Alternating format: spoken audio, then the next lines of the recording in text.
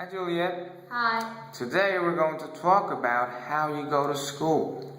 Okay? Yes. So, is the school near your house? Yes, it is.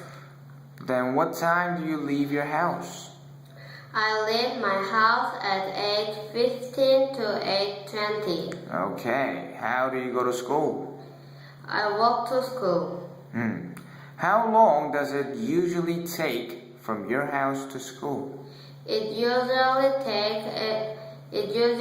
takes 5 minutes. 5 minutes. All right. Then what is the fastest way to go to school for you? The fastest way is used to school's rear gate. Okay, then what do you prefer to go to school? I prefer to walk to school Can you tell me why you prefer to walk to school? because when I need walk to school, I meet my friends on the way, and my teacher said we need to walk to school to stay healthy. Wow, okay.